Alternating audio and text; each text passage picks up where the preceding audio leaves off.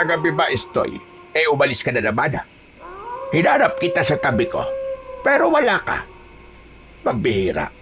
Sumama ka na naman ba kay Dambo? Naguwa na kalakal. Hindi ka man lang nagpaalam sa akin na lalabas ka. Hindi po, Tang. Hindi po kami nanguha ng kalakal. Pasensya na rin po kung hindi po ako nakapagpaalam sa inyo. Humihilik na po kasi kayo kagabi. Nakakahiya naman po kung iistorbuin ko po ang pagtulog nyo. Kung ganon, saan ka nga pumunta? Hating gabi na gala ka pa ng gala. Hindi ang gawain na matilong bata, pambihira oh. Nanguha lang po kami ng tipaklong, Tang. Para po sana pang pulutan natin mamaya habang tumatagay po tayo ng tuba. Aba, ayos na bata ito ah. Hindi mo man lang inisip sa katigasan ng ulo mo. Mamaya umaaligid na naman pala mga aswang. At saka anong pinagsasasabi mong iinom ka ng tuba? Hindi po ba? Nangako po kayo na iinom po tayo ng tuba ngayong Sabado. Wala naman pong pasok bukas dahil linggo. Pwede tayo maglasing. Hoy, ikaw, Estoy. Magtigil ka ha. Pinatikim lang kita ng konti nung kamakailan. Parang gusto mo ng araw-arawin, ba? Hindi maganda sa bata ang umiinom ng tuba. Hindi ka pa pwede ron. Tatang naman eh. Ikaw nga araw-araw kang umiinom eh. Hindi naman ako nagre-reklamo. Ba't sasagot-sagot ka pa talaga ha? Lasinggero ka yata paglaki mo eh. Ang bata-bata mo pa eh. Alak daw nasa isipan mo. Kung ganon, mana po ako sa inyo, Tang. Biro lang po. Pero Tatang, sayang naman yung mga nahuli namin ni Dambo na tipaklong kung hindi naman natin makakain. Hindi masasayang yon. Uulamin na lang natin mamayang gabi. Prituhin mo. Totong naman, masarap yun kapag may kasamang tuba. Huwag ka na magreklamo. Sinabi na bawal sa'yo at tuba eh. Gusto mo bang hampasin kita nitong bastok ko? Ano ba naman yan? Minsan lang naman eh. Umayos ka ha? Intindihin mo nga yung kagustuhan mo, Estoy. Ano na lang ang sasabihin ng mga kapitbahay natin kapag nalaman nilang hinahayaan kitang umiinom ng alak? Kung ako sa'yo, ay maghain ka na riyan na makakain na tayo. Bilisan mo at ako'y gutom na. Tanghali na kasi kung gumising. Ito na nga po, tatayo na.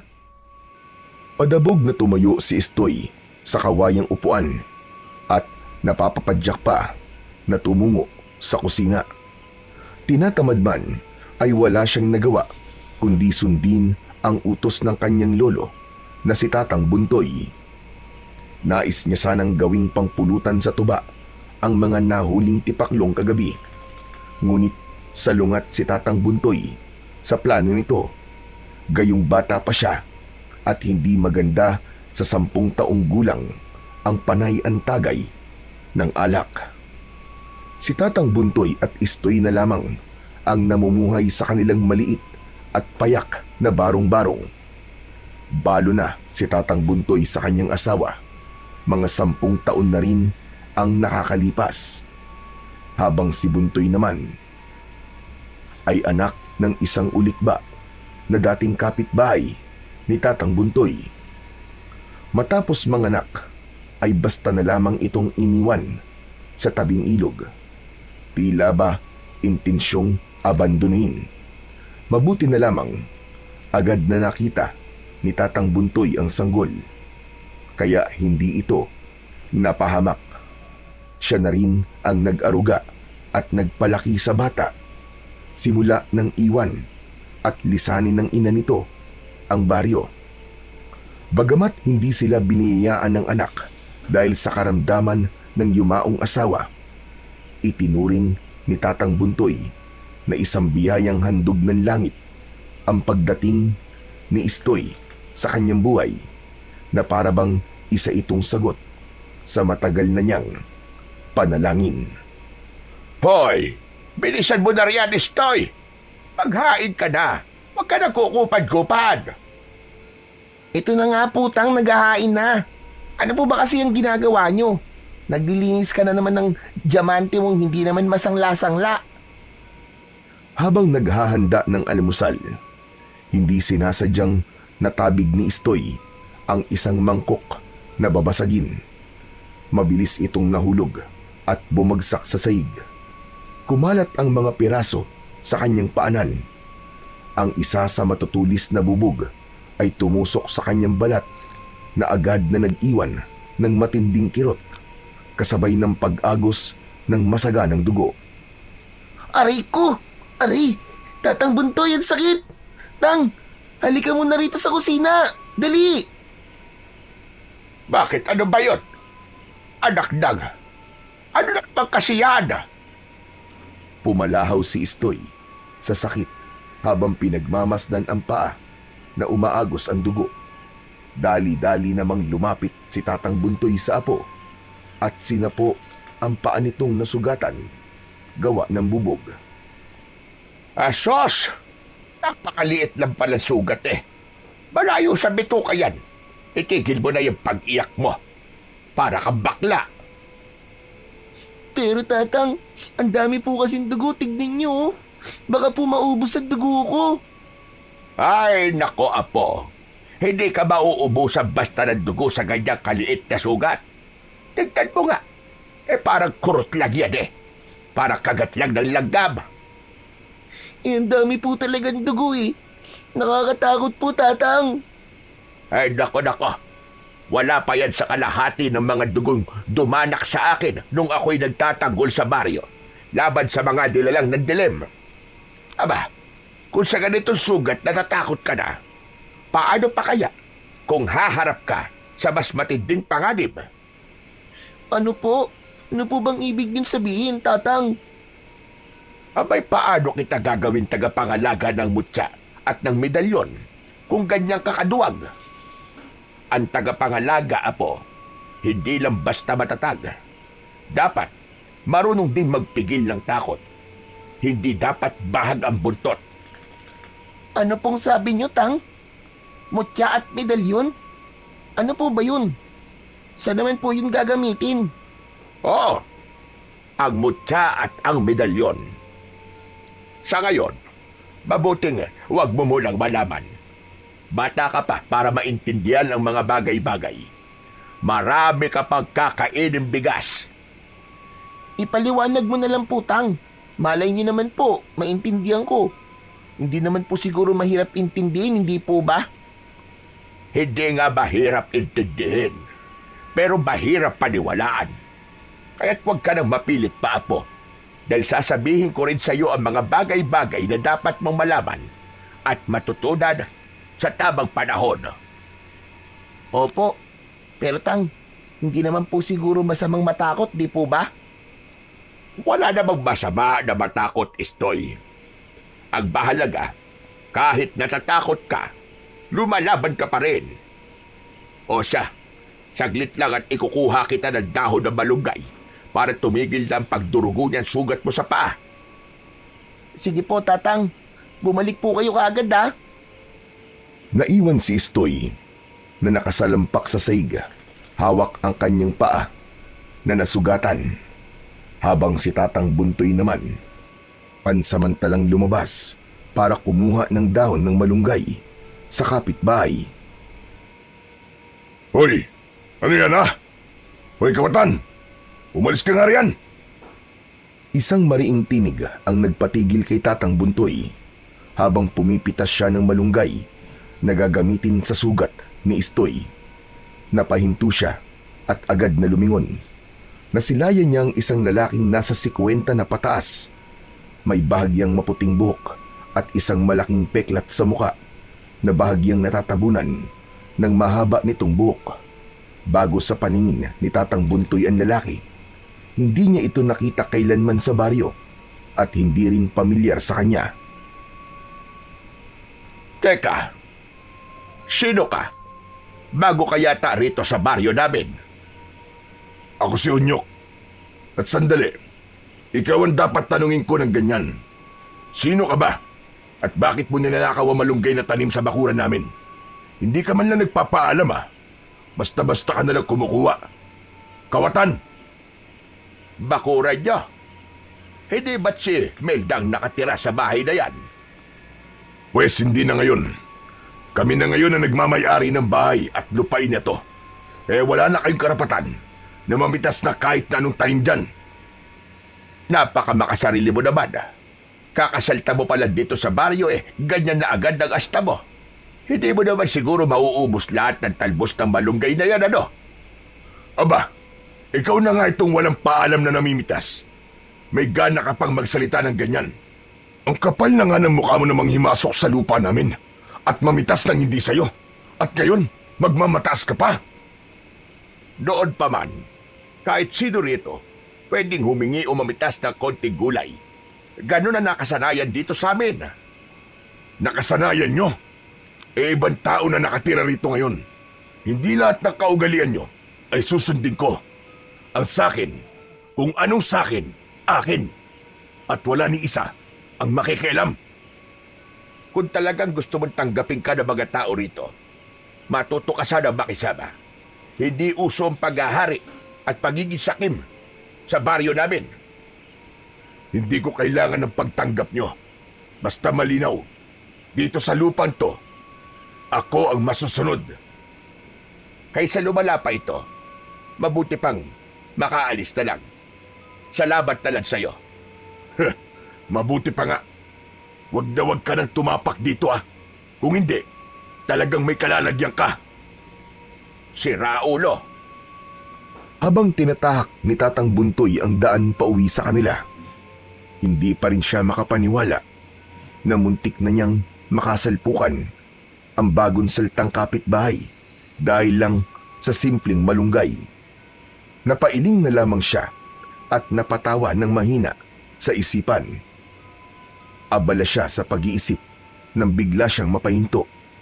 May malakas na bumangga sa kanyang bandang tagiliran. Napaatras siya ng bagya at napatingin.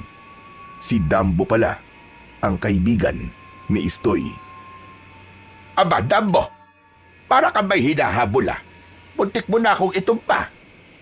Naku, pasensya na po tatag Hindi ko po kayo nakita Ayusin mo ang lakad mo, iho. Hindi lahat ng daan ay para sa habulan. Saan ba ang punta mo? Sa bahay po niyo. Simula na po ba ng inuman ng tuba? Nahuli po ba ako? Ayon! Kaya ka ba nagmamadali dahil akala mo may inuman ng tuba sa bahay namin? Opo. Inaya po ako ni Istoy kagabi. Mag-iinom daw po kayo dahil wala naman pong pasok bukas. Pwede ho ba makiinom din? Nagpaalam naman po ako sa tatay at nanay ko. Kayo talaga mga bata kayo. Kung makapagsalita kayo, akala nyo ang tuba ay parang tubig lang. Tatang, tikim lang naman po Hindi ko naman po uubusin lahat. Saka minsan lang naman po. Para makasama ko rin po si Istoy. At isa pa po, tuba lang naman yun Nako, Dabo. Huwag mo binamaliit ang alak, kahit ang tuba. Kapag sumobra ka, siguradong iikot ang paningin mo. Kayo pa namang mga kabataan ngayon Masyado kayong padalos-dalos. Pero gusto ko rin po maranasan, kahit isang tagay lang po. Ganito na lang. Kapag marami na ang maaani kong nyog sa bukid, saka kita patitikimin. Ganun po ba? Di matagal-tagal pa po pala bago ako makainom. Pero sige ho, tatang. Pero talaga bang pinayagan ka ng tatay at nanay mo na uminom ng tuba sa bahay namin? Ano po kasi? Opo, pinayagan po ako. Itatanong ko sa nanay at tatay mo bukas kung totoo yan sinasabi mo. Biro lang po. Hindi po talaga ako nagpaalam. Alam ko naman kasi na hindi po ako papayagan Kaya po sana tatang, wag niyo na lang po sabihin kay nanay at tatay. Siguradong makakatikim po ko ng hagupit na sinturon ni tatay nito Yun naman pala Sa susunod, huwag ka magsinungaling, Dambo. Hindi maganda na sinasanay mo at sarili mo na nagsisinungaling. Hindi ibang tao ang niloloko mo, kundi sarili mo rin. Opo, pasensya na po. Gusto ko lang po talaga sana tumikim ng tuba. Sabi po kasi ni Istoy, masarap po yun at manamis-namis pa. At parang sumisipa po sa sikmura. Siya sige, sa susunod. Kung marami-rami na ang napatulukon tuba sa tanim kong nyugan sa bukid, patitikimin ko kayo. Sayang naman, kumuha pa naman sana ako ng niluto ni nanay na ginitaang tulingan. Dagdag sa pulutan sana. Dalin mo na lang yan at iulam sa inyo. At umuwi ka na rin, Dambo. Hindi pwedeng gumala si Istoy ngayon. Hindi siya makalakad. Ano ho? Bakit? Ano po nangyari kay Istoy, Tatang?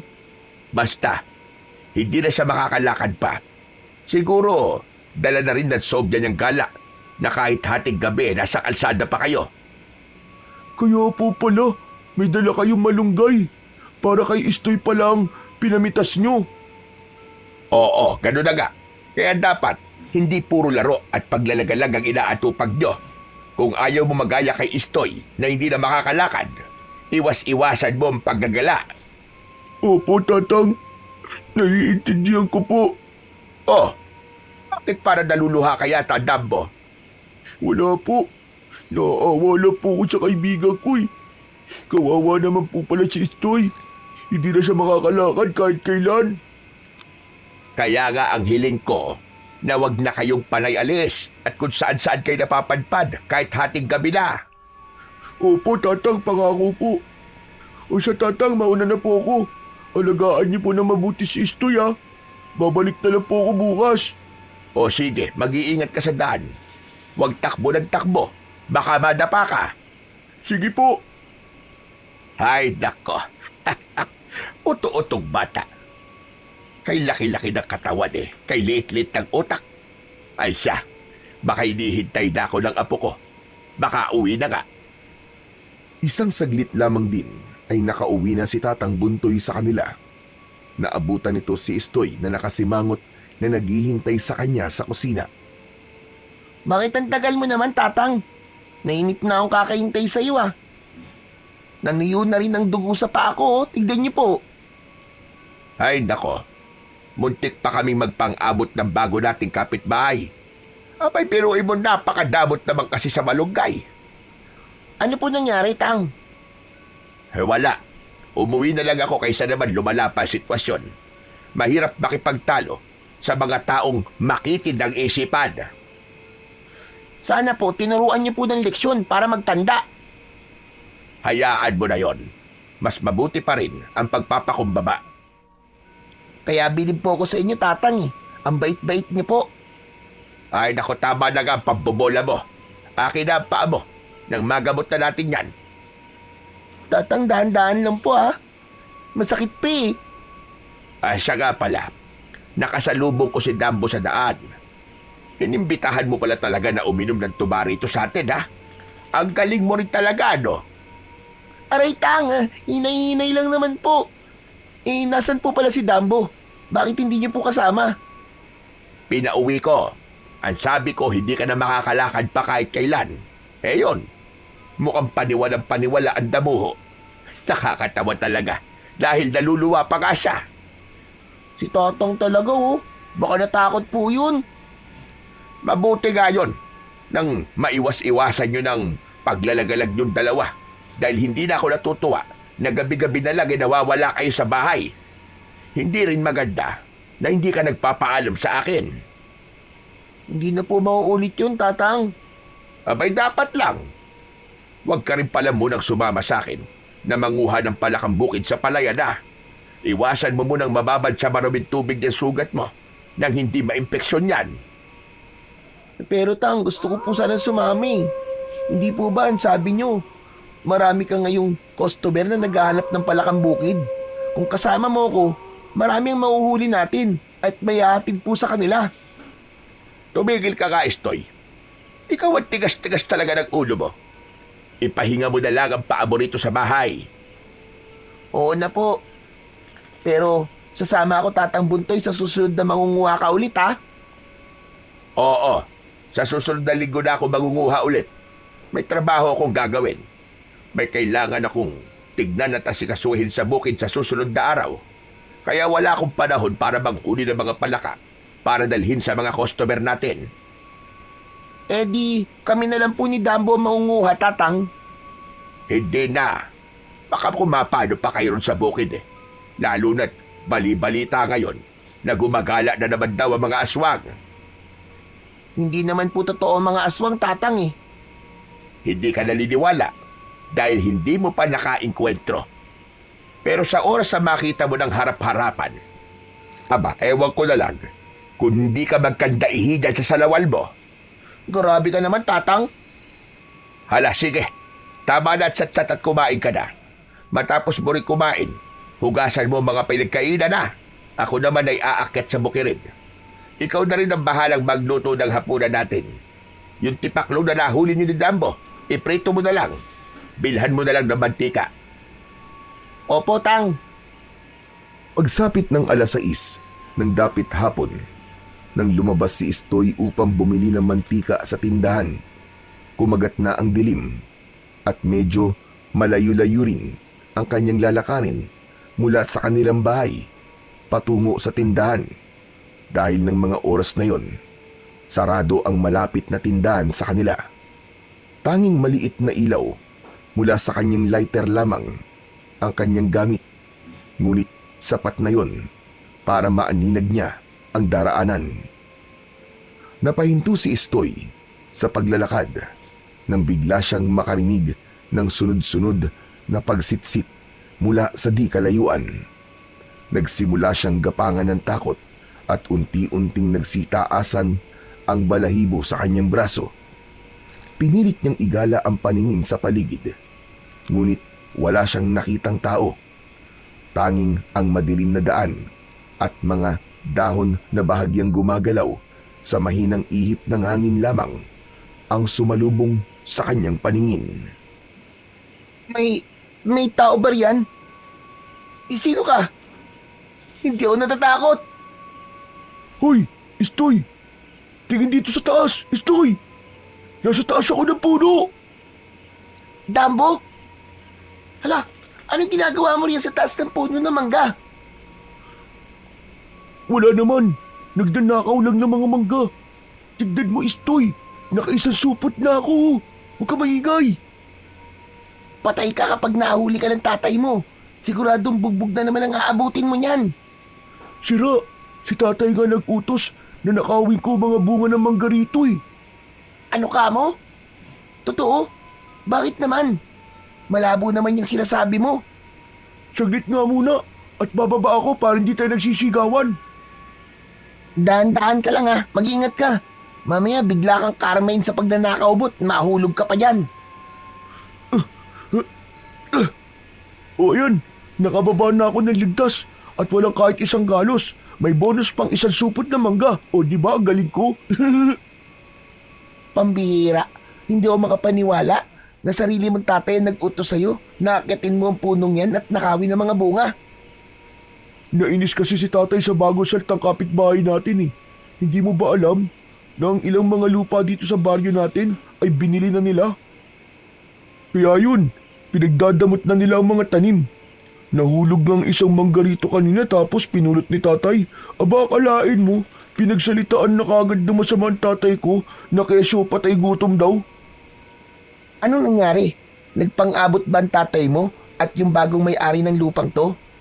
Munti ka na silang magsuntukan. Hinagis kasi ni tatay sa mukha ng may-ari nitong lupa yung balat ng manggang pinagkainan niya. Alam mo naman si tatay, di ba? Mahilig din sa gulo yun. Lalaban talaga yun. Tama nga ang sabi ni Tatang sa akin ng bagong kapitbahay natin madamot daw. Kanina kasi si Tatang muntik na rin mapalaban dyan sa bagong lipat na yan dahil lang sa malunggay. Kaya nga kung ako sa inyo, nakawin mo rin na malunggay sa bakuran nila. Tsepuan mo na mahimbing na ang tulog nila.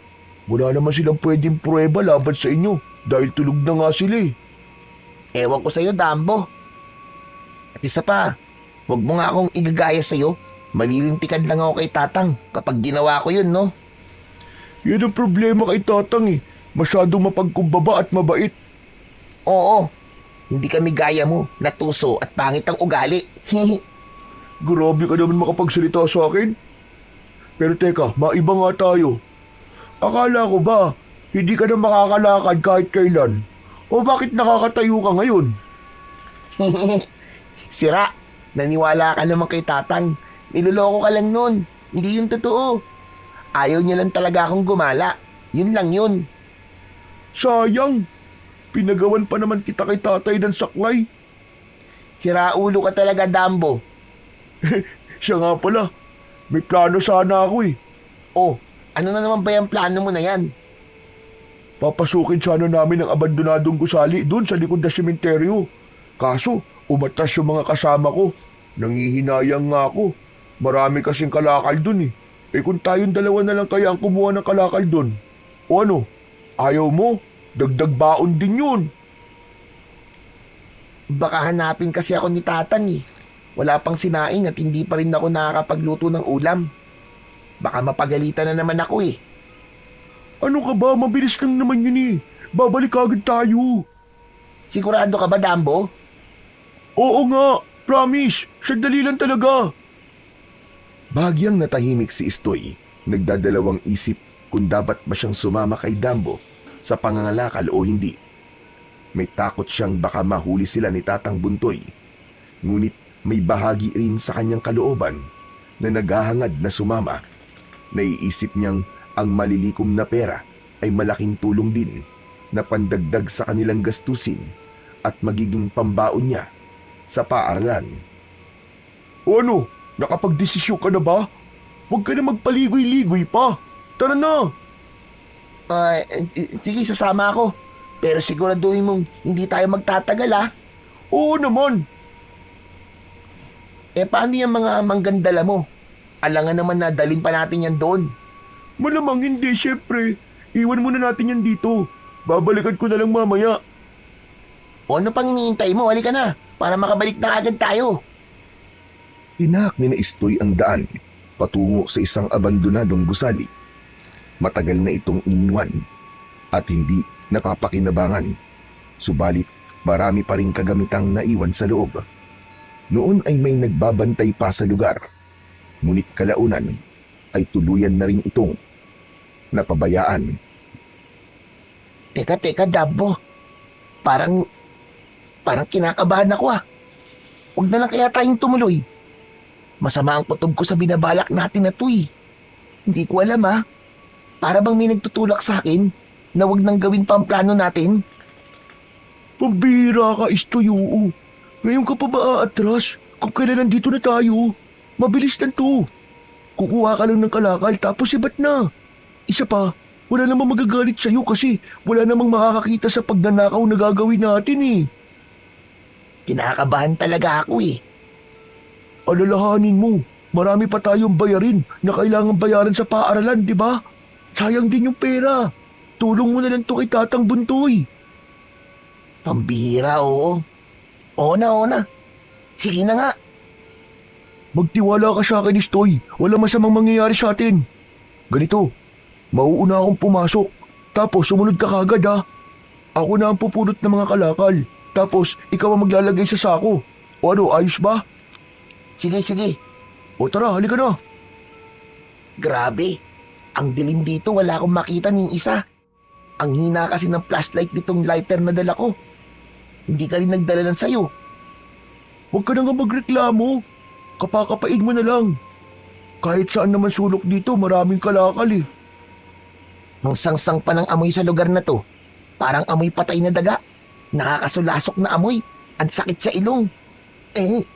Para ako masusukay. Ang arte mo naman. Hindi ako maarte no. Sinasabi ko lang naman ang totoo. Bakit hindi mo ba naaamoy yon? Malamang naaamoy ko rin. Pero mas mahalaga sa akin ang pera. Alam mo ikaw, mukha ka talagang pera kahit kailan. Hindi naman masyado. Grabe ka naman sa akin. Pero alam mo ba, Istoy? May bali-balita eh. Dito raw kasi tinatapon ng mga bangkay ng mga taong biktima ng karahasan. Huwag mo nang pansinin ang amoy. Basta't mag-focus ka na lang sa goal natin.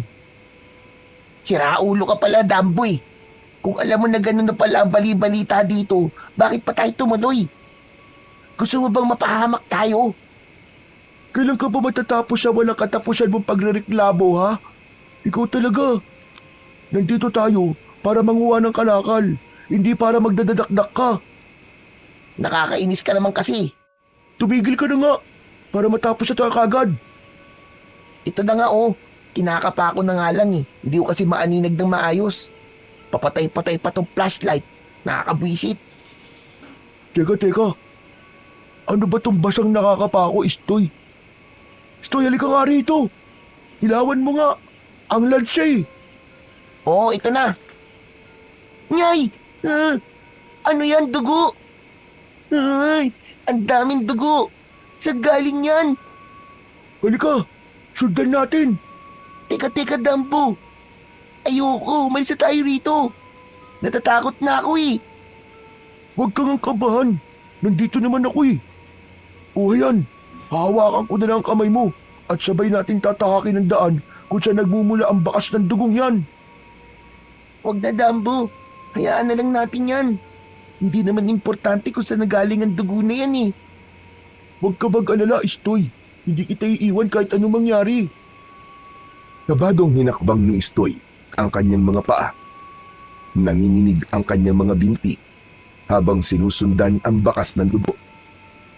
Oh, ito yata ang pinagbulan ng dugo.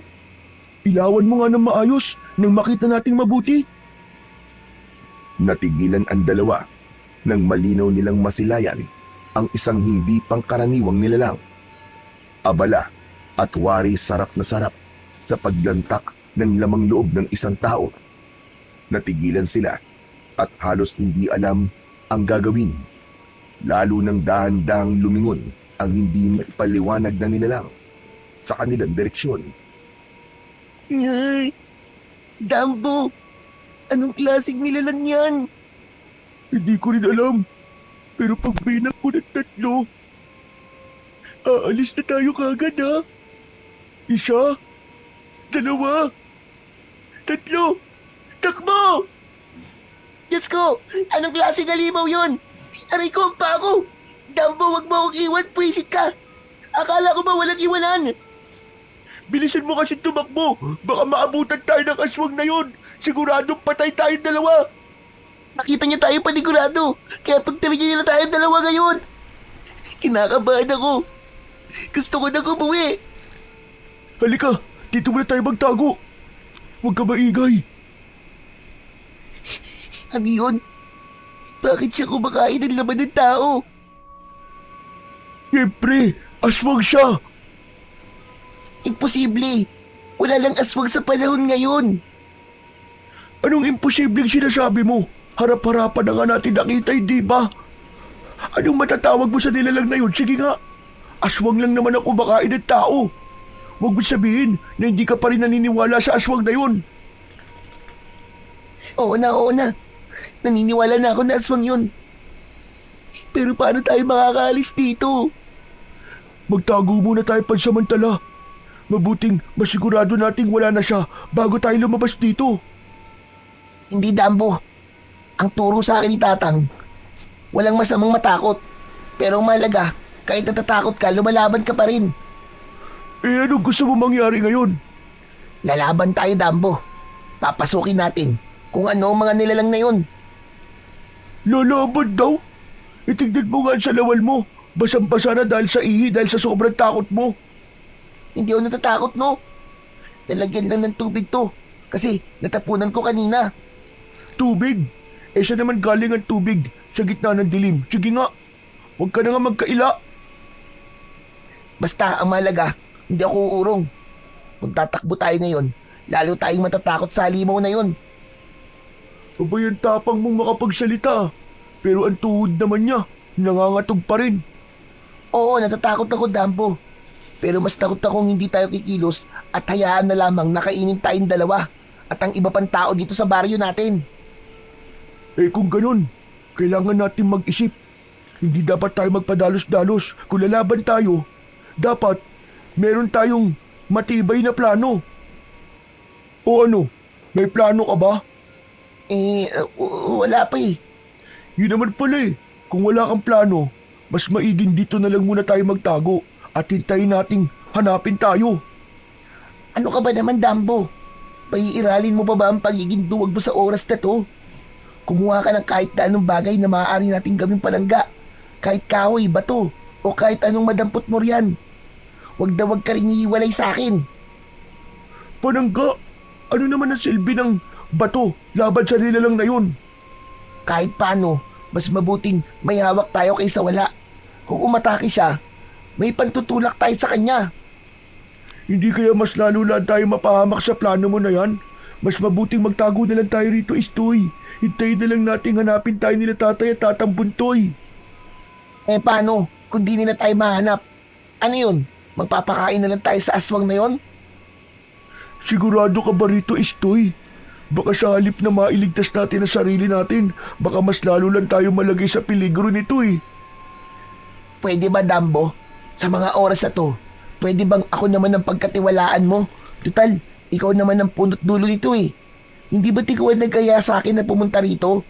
Wala naman sana ako rito kung di mo ko inaya sa katarantaduan mo to eh. Teka.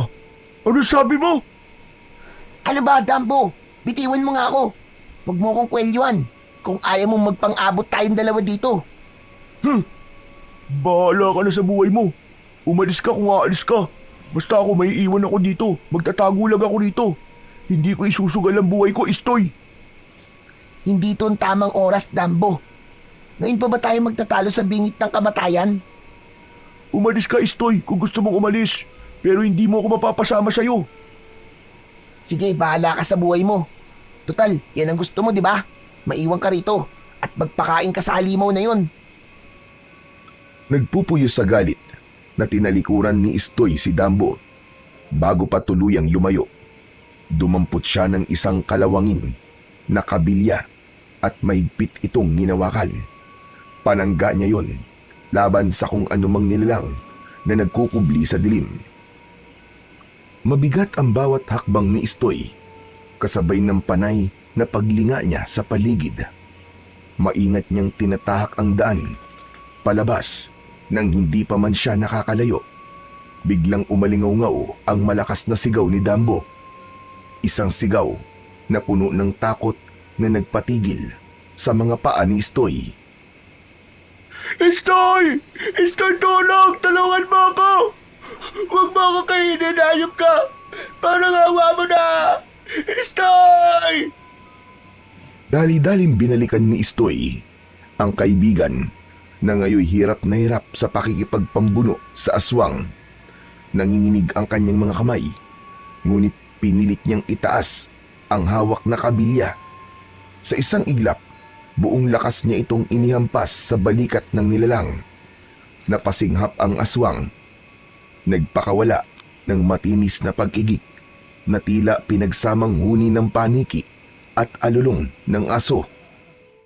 Hoy! Hayop kang halimaw ka! Bitiwan mo ang kaibigan ko!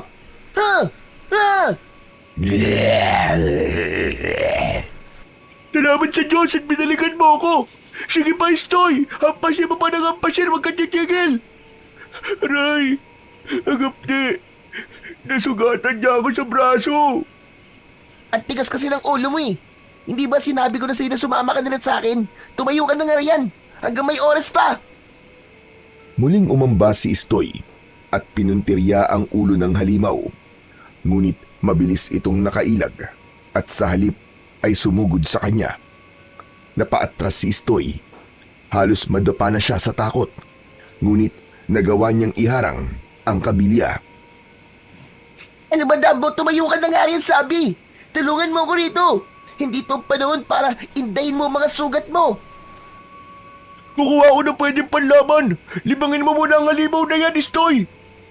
Bilisan mo. Wala na tayong oras. Sigurado magiging pangimagas tayo dito kapag hindi pa tayo nakaalis sa lugar na to. Ito na nga, oh! Ito na! Hoy! Pangit na aswang! Dito! Dito! Mabilis na inihagis ni Dambo ang napulot na bato at diretsyong tumama ito sa ulo ng aswang. Napaurong sandali ang halimaw bago ito bumaling kay Dambo na may naglalagablab na galit sa mga mata. Bigla itong umalulong, isang napakalakas at nakakabingi na sigaw. Diyos ko po, Istoy! Parang hindi yata gumana! Isa pa, Dambo. Batuin mo pa. Dali. Wala na akong bato eh! Ikaw na! Ikaw na bahala! Mabilis na tumalon ng aswang papunta kay Dambo. Nakaabang ang matutulis nitong kuko. Napasigaw si Dambo habang tinangka niyang umiwas. Diyos ko, wag! Wag po! Magbabago buhay na po ako. Hindi na po ako magiging pasaway pa. Lord, basta makaalis na po kami rito sa lugar na to. Magbabago na po talaga ako, Lord. Agad na sumugod si Istoy at inundayan ng malakas na hampas ang likod ng halimaw. Umalingaw-ngaw ang matinis na iyak nito. Hoy, halimaw! Huwag mong gagalawin ang kaibigan ko! Ako ang makakalaban mong hayop ka! Mga bata, mga walang muwag, kayo ang pinakamasarap na magiging paghimagas ko. Diyos ko po, narinig mo ba yun, Istoy? Kakainin daw niya tayo. Hindi mangyayari yun, Dambo! Halika na! Bilisan mo! Takbo na! Dito ang daan, Istoy. Doon sa may masukan na pante, hindi makakasingit na mabilis ang halimaw ron. Ngunit muling sumalakay ang aswang. Binilibag nito ng napakalakas ang kanyang pakpak na parabang kasing tigas ng bakal. Tinamaan si Istoy sa binti at halos mabitiwan ang kabilya. Dambo, aray! Hindi ko na yata kakayanin pa tumakbo na mabilis. Tinamaan niya ang binti ko. Hindi ako papayag na ako lang tatakbo. Sabay tayo, Istoy. Sabay natin labanan to. Lalabas tayo ng buhay. Sige na, Dambo. Hayaan mo na ako. Umalis ka na. Hindi kita iiwan, Istoy. Kung mamamatay tayo, mas mabuti na magkasama tayo.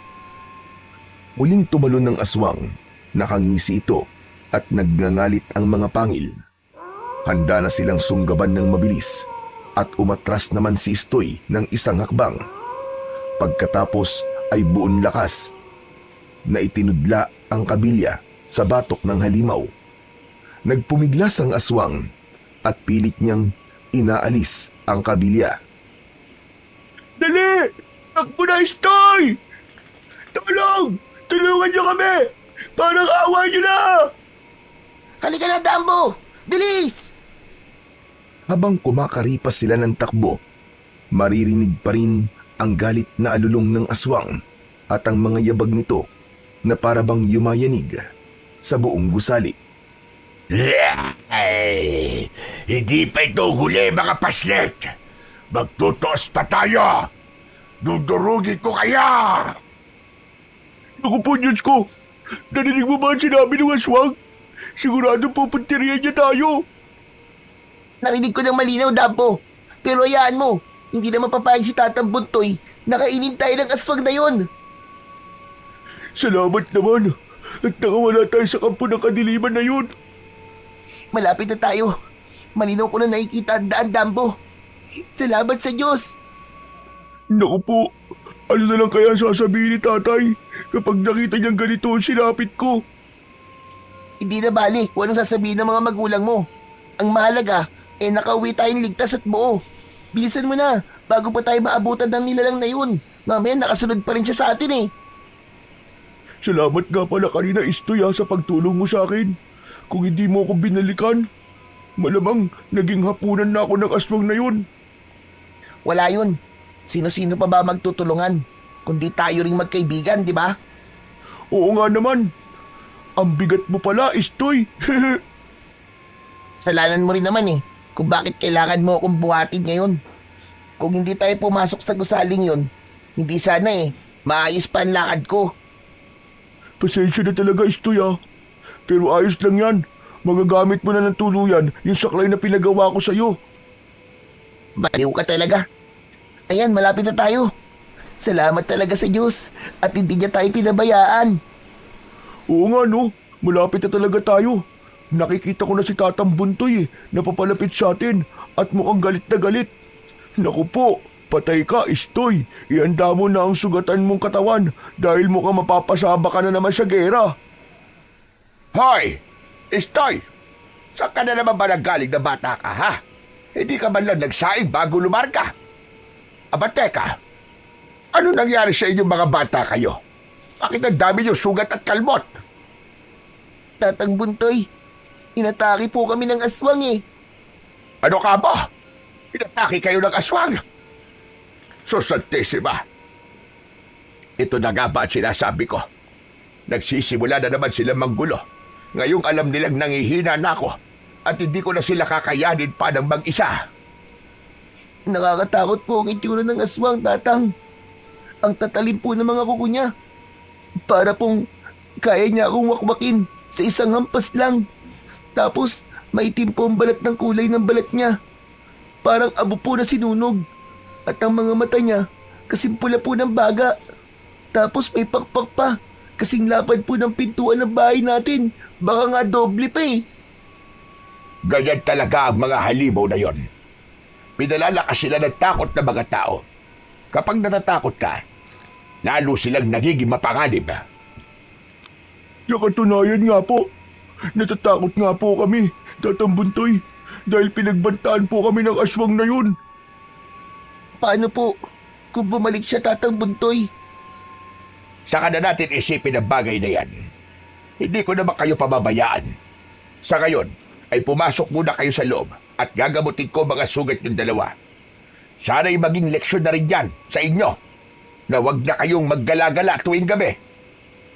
Opo, pasensya na po talaga, Tatang. Kinagabihan, halos hindi makatulog si Istoy sa kakaisip sa nangyari. Panay ang balikwas niya at panakanakang sumisilip sa bintana. Natatakot ka pa rin ba? Ha, Istoy, sa nilalang na yon? Opo, Tatang. Ramdam ko po na parang anumang oras po ay sasalakay siyang muli. Kayanin mo. Kayanin mo, Istoy. Huwag kang panghinaan ng loob. Tandaan mo, hindi sa laki ng katawan o sa tibay ng braso na susukat ang tapang ng isang tao, kundi dito sa ating puso. Kapag umatras ka, ibig sabihin, binigay mo sa kanya ang buhay mo. Hindi ko alam kung sapat na bang panangga itong kabilya kapag bubalik ulit ang halimaw na yun, Tatang. Saglit lamang at may ibibigay akong regalo sa iyo. Tumayo si Tatang Buntoy sa higaan at diretso ang tungo sa kanyang pinakaiingatang kahon. Inuha niya mula roon ang madalas niyang linisan na makinang at makinis na bato at isang kwintas na nakaukit na mata ng kwago. Inabot niya ito kay Istoy na may bakas ng pagkalito. Yan ang pinakamalalakas na sandata laban sa kanila, Istoy. Hindi halimaw ang dapat mong katakutan, kundi ang sarili mong takot. Ang takot ang makakapagpigil sa iyong kakayahan para puksain sila. Ano naman pong gagawin ko sa mga ito, Tatang? Isang bato lang at isang kwintas na may nakaukit na mata ng kwago? Pwede ba talaga itong gawing panangga sa mga aswang? Parang hindi naman po. Sinisigurado ko sa iyo, Istoy, mapoprotektahan ka niyan laban sa kahit na sinong aswang. Ang mutsyang yan ay hindi basta-basta bato. Matagal ko nang iniingatan ng mga yan. At itong medalyon na ito, may kaakibat itong kapangyarihan. Ha? Pero paano po? Para lang siya pirasong bato ah. Hindi naman po ito matalim. Hindi ko pwedeng maipukpok. Paano kung atakihin po nila ako, Tatang? Ang lakas ng mutya at ng medalyon ay hindi nakikita sa talim o sa bigat nito. Teka. Mutya at medalyon? Ito po ba ang nabanggit nyo kamakailan? At ito rin po ang madalas nyong linisan na diamante? Hindi po ba, Tatang? Ito ngayon, ang nakaukit na mata riyan ay mata ng liwanag. Ito ay simbolo ng paggabay ng may kapal. Kapag sinuot mo yan, hindi ka basta-basta malulupig o malalapitan ng puwersa ng dilim. Ang mga pakpak nila'y manghihina at ang mga pangil nila'y mawawalan ng bagsik. Totoo po ba yan, Tatang? Parang ang hirap naman pong paniwalaan. Kung ganun kalakas ang mutya, bakit hindi na lang nyo agad ginamit laban sa mga aswang? Dati ko na yung nagamit sa kanila, Istoy. Ngunit may panahon para sa lahat ng bagay. Hindi maaaring hawakan ng sino mang may takot o pagdududa ang mutya sapagkat mawawala ang bisa nito. Kailangan ng dalisay na loob at matatag na puso. Kaya sa iyo ko ipinapasa. Naniniwala ka ba sa sinasabi ko sa iyo? Sa akin, Tatang. Pero ako po, alam niyo naman po siguro kung gaano po ako kaduwag. Kahit sino naman, Istoy, ay pwedeng matakot. Ang pinagkaiba, ikaw ay hindi sumusuko. Ang mutya at ang medalyon ay hindi para sa pinakamalakas o kung sino mang matapang, kundi para sa may pusong hindi bumibitaw, gaano man kalakas ang kalaban. Pero Tatang, sandali lang. Kung makahabilin ka naman sa akin itong mutya, parang hindi na tayo magkikita. Sinisigurado ko lang na mabuting kabay ang hahawak sa mutyang matagal ko rin pinakaiingatan. At isa pa, matanda na ako. Hindi natin alam kung kailan ako mawawala sa mundo. Tatang naman eh. Huwag ka naman magsalita ng ganyan. Kapag nawala ka, ako na lang ang may iwan na mag-isa. E di parang walang saysay na rin ang buhay ko. Inabandon na nga po ako ng sarili kong ina tapos iiwan niyo pa ako. Oh, bakit naiiyak ka na riyan? Ikaw naman kasi Tatang eh, tinatakot niyo po ako eh. Tatang, ayoko mawala ka. Hindi ko po kakayanin yun. Ay, nako, apo ko. Halika nga rito at nang mayakap kita. Hala, sige na. Tahan na. Hindi mawawala si Tatang. Hindi ako aalis sa tabi mo, apo. Tatang, huwag niyo na pong babanggitin ulit yun, Tatang ha. Kung hindi, magtatampo na po talaga ako sa inyo. Oo na. Basta ang bilin ko ay pag-ingatan mo yung mutya na hawak mo at ang medalyon. Magtiwala kang maliligtas ka ng mga yan.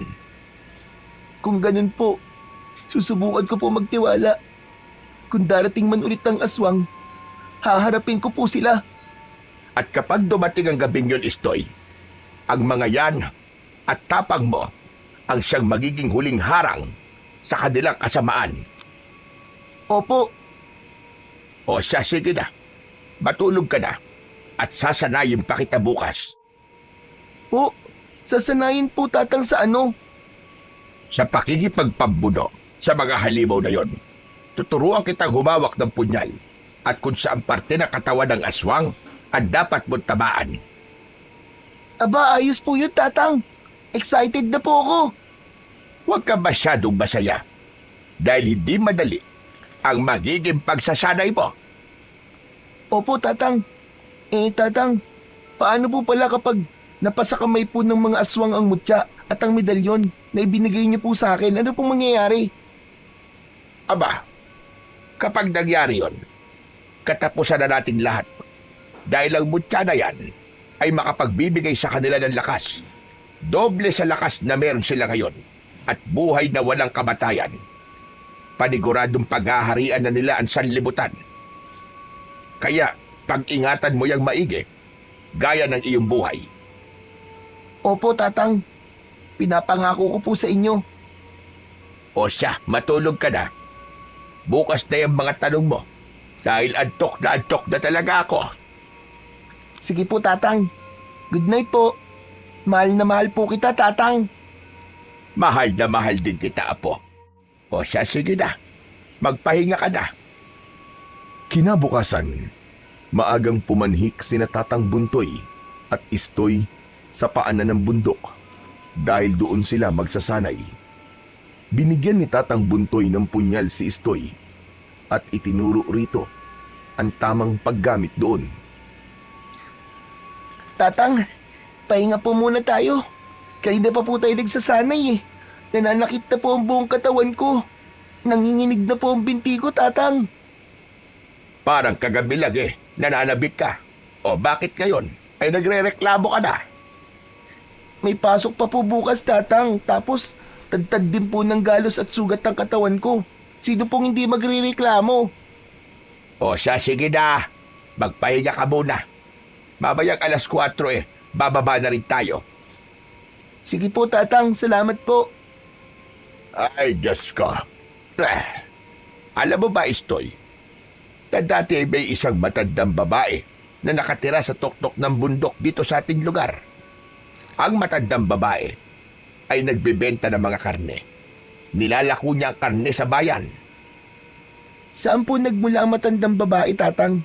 At paano po siya napadpad sa tuktok ng bundok? Walang nakakaalam kung saan nagmula ang matanda. Bigla na lamang itong lumitaw sa tuktok ng bundok. Wala ni isa man sa mga tao ang lubusan na nakakakilala sa matandang babae. Kahit ako, hindi siya pamilyar sa akin. Sobrang payat ng matanda. Naaakalain mo na kinukulang na ito sa pagkain. Maitim rin ang balat, bulok na ang mga ngipin at puti na rin ang mahabang buhok. Nasa tansya ko ng mga panahong yon ay nasa edad 70 na ito. Ganun pa man, kahit bakas na ang katandaan, nagagawa niya pa rin kung minsan ang bumaba sa bayan upang magbenta ng mga karne. Ang sabi ng ilan, ito raw ang kabuhayan ng matandang yon. Tatang, saan naman po galing ang karne na ibinibenta niya? Yun ang hindi ko alam at walang nakakaalam. Basta lumago ang kanyang customer, dumami ng dumami ang mga bumibili sa kanya, lalo na't napakamura ng presyo ng karne na binibenta niya. Kalahati labag ang presyo, biruin mo, kumpara sa karne na binibenta sa palengke. Mukhang sariwa rin, kaya naging patok sa basa. Kaya nga hindi na nakapagtataka kung bakit mabilis maubos at minsan kinukulang pa nga ang karne. Dahil talaga namang nag-aagawan ang mga namimili. Kung ganun, naging tanyag po pala ang pangalan ng matandang yun, Tatang. Oo naman, nakilala siya. Pero kahit kilala siya ng karamihan, hindi siya basta-bastang nakikihalubilo. Kung hindi pa nga siya pupunta ng bayan para magbenta ng karne, ay hindi ito nakikipag-usap sa mga tao. Mailap siya masyado at hindi tumitingin sa mata tuwing nakikipag-usap. Tuwing magbebenta rin siya, ay balot na balot ang kanyang buong katawan ng balabal niya. Grabe, nakaka-excite naman po makinig sa kwento niyo, Tatang. Makinig ka, meron pa. Hanggang isang araw, ay may isa siyang customer na taga-ibang bayan na dumalaw at sinadya ang kanyang barong-barong sa tuktok ng bundok. Abay, imbis na matuwa, ay nagalit ang matandang babae at pilit pinagtatabuyang paalis ang mga namimili. Hanggang isang araw, ay kumalat na lamang ang hindi magandang balita tungkol sa malansang amoy sa paligid ng bahay ng matandang yon. Nakakasulasok na amoy na para bang nabubulok na laman. May iilang kasi nagtatrabaho sa palayan na napapadaan sa bahay ng matandang yon. At ang madalas nilang reklamo, hindi nga kaaya-aya ang amoy. Ano pong nangyari doon sa matanda? Ilang araw na hindi nagbenta ng karne ang matanda. At nang makabalik na ito, naging matumal na rin ang paninda. Dahil ang hinala nila, hindi lang yung bastang karne. At ang mas nakakabahala pa, ang mga customer na bumibili sa kanya ng karne, ay basta na lamang naglalaho na parang bula. May isang nakasaksi rin na lumalabas ito ng kanyang barong-barong tuwing kabilugan ng buwan. Namataan din siya minsan isang gabi sa tabing ilog na punong-puno ng dugo ang damit. Namumula ang mga mata at parang kakaiba ang kinikilos. Hala, Tatang, nakakatakot naman po yan. Kung ganun, sino po may gawa ng pagkawala ng kanyang mga customer? Maraming katanungan at haka-haka ang nabuo. Kung saan nakuha ng matanda ang karne, kung bakit ibinibenta niya ito ng bagsak presyo at kung saan galing ang nakakasulasok na amoy. Dahil doon, may ilang tao nang nag-imbestiga sa matanda. Hanggang isang araw, isang lalaki ang lakas loob na nang himasok sa bahay ng matandang babae. Pinagbintangan niya ang matanda sa misteryosong pagkawala ng kanyang asawa. 2 araw lamang matapos bumili ng karne na binibenta nito. Ano pong sunod na nangyari? Hindi na po ako makapaghintay na marinig ang mga kasunod, Tatang. Sandali lang. Nang araw na pasukin niya ang bahay ng matanda, wala ito ron. Nagkataon na umalis ito. Ganun na lamang ang pagkabigla niya sa mga kanyang nasaksiyan. Sa iisang silid sa maliit na barong-barong ng matanda na yon, natagpuan niya ang pugot na ulo ng kanyang asawa. Mulat ang mga mata, kasama ng iilang pang mga bungo. Napagtanto nila na ang karning inilalako ng matanda ay hindi lamang basta karne, kundi karne ng mga tao. Hala, ano po nangyari sa matanda, Tatang? Ano pong ginawa sa kanya? Sa galit ng buong baryo, ay kinuyog siya. Umamin siya na mga tirang karne niya mula sa pagpuntirya ng mga tao ay nilalako niya. Nalaman nilang isang aswang ang matanda, kaya dinakip nila ito. Hinubaran at pinalakad sa buong lugar na walang saplot at may malaking karatula na nakasabit sa leeg at nakalagay na huwag tularan. Namatay po ba ang matandang babae, Tatang? Oo, apo. Namatay siya matapos pakainin ng paputok at sinidya nito sa kanyang bibig. Sumabog ang kanyang ulo at nang hindi pa makontento, sinunog ang katawan nito hanggang sa matupok ng apoy. Tatang, sino po ang kumitil ng buhay sa matandang aswang? Ang tatay ko, siya ang tumapos sa buhay ng aswang na yon. Kung ganun po, Tama ka, Istoy. Isa sa mga nabiktima niya ang nanay ko. Ngunit dahil sa ginawa ng tatay ko, nagbitya ito ng galit sa mga aswang. Nilusob nila ang lugar natin, ngunit hindi sila nagwagi. Kaya nga pinili kong tahakin ang landas ng pagiging isang albularyo at manananggol dahil gusto ko mapanatili ang katahimikan sa baryo natin. Ngunit pakiramdam ko, nagbabadya na naman sila sumalakay muli. Lalo na't batid nilang nangihina na ako at hindi ko na sila kakayanin pa. Kinahapunan, bumaba na rin mula sa paanan ng bundok ang maglolo. Pagod na pagod si Istoy na halos hindi niya na maihakbang pa ang mga paa. Nang malapit na sa bahay, ay natanaw nilang dalawa ang lalaking tila sumisilip sa loob ng kanilang bahay. Nang tawagin yun ni Tatang Buntoy, agad niyang namukaan ng lalaki, ang kanilang bagong kapitbahay na nagsusungit sa kanya. Hoy! Anong ginagawa mo, ha? Sino sinisilip-silip mo riyan? Buti naman nandito na kayo. Anong ginagawa mo rito? Walang tanim na malunggay sa lupain ko. Ano ba naman kayo? Hindi naman ako nagpunta rito para dun eh. Ang akin lang, gusto ko na sanang makipag-ayos sa inyo. Bilang magkapitbahay, sana wala nang alitan pa sa pagitan natin.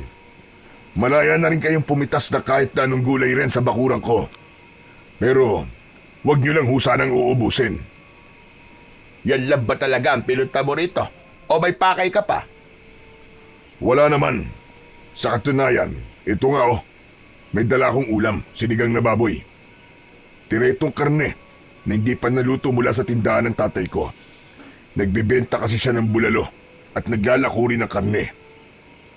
aba ayos to ah. Wala po bang tirang bulalo sa tindahan ng tatay nyo? Naku, pasensya ka na bata. Hindi kasi siya nakapagtinda ngayon eh. Hayaan mo minsan, dadalang kita. Istoy, ano bang ugali yan? Umayos ka nga. Sayang po kasi to, Lolo. Salamat po, Manong ah. Bago pa man maabot ni Istoy ang sinigang na nasa mangkok, ay agad niya itong nabitawan. Dumulas ang mangkok sa kanyang kamay at natapon ang ulam. Istoy! Ano ba naman? Yan ang sinasabi ko sa'yo. Natapon na tuloy. Naku, pasensya na po, Tatang. Kumakalam na po kasi ng sobrang tiyan ko eh. Wala akong problema yon. Hayaan nyo na. May kaunti pa naman akong naiwan sa bahay. Dadalang ko na lang kayo ulit. Hindi na. Huwag ka na mag-abala pa. Okay na yon. Nakakahiya naman. Siya nga pala. Bilang formal na pagpapakilala ko nga pala sa inyo. Ako si Unyok. At ako nakabili ng lupain ni Aling Melda. Ako pa lang ang nakatira sa ngayon dyan dahil wala pa ang pamilya ko. Pero darating din sila sa susunod. Hindi ba't nabanggit mo na ang tatay mo ay naglalako ka mo ng karne? Ang tatay ko ay naglalako ng karne ng baboy. Isa rin kasi yun sa kabuhayan namin. Nasa bukid sila ngayon namamalagi. Doon kasi nila pinapalaki at kinakatay ang mga baboy. Pero sa susunod, dito na rin sila mamamalagi. Mabuti naman kung ganon, para may kasama ka na. Siya nga pala, ako naman si Tatang Buntoy, at ito ang apo ko na si Istoy. Isa akong kilalang albularyo sa baryong ito. Pasensya na sa nangyari sa pagitan natin nung kamakailan. Kung alam ko lang na bago na ang may-ari, hindi na sana ako kumuha ng malunggay sa bakuran nyo. Pasensya na talaga. Hindi ho. Ako nga ho ang may mali.